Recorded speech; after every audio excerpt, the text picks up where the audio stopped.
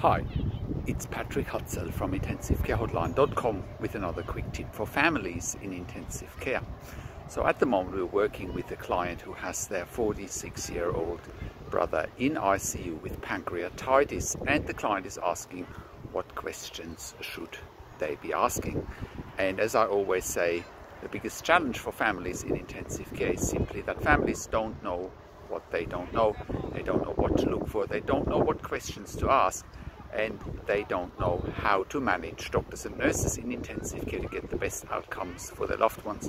So my suggestion to this client was to let me talk to the doctors with them, which is what we did in the end. And then I was able to ask very succinct clinical questions for pancreatitis. So the situation is as follows. The client's brother has been in ICU now for 8 days on a ventilator in an induced coma with pancreatitis. The pancreas is inflamed, the pancreas markers are increased. There is also a chest infection, there's fluids on the lungs. The gentleman is on IV antibiotics to treat the infection. They're waiting for blood cultures and sputum cultures to come back so that they can then narrow down the antibiotics to treat the right infections. Now the good news is the pancreas is not necrotic, which means the tissue is not dead, which means if the pancreas is just inflamed and not necrotic, conservative treatment is usually the right approach, meaning a patient needs to be starved of food, they need to get TPN or intravenous nutrition.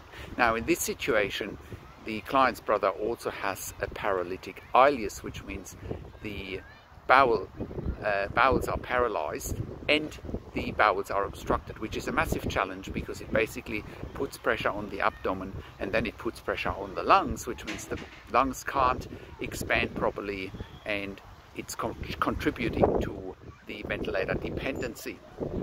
So the next step really for this gentleman is to get the bowels going.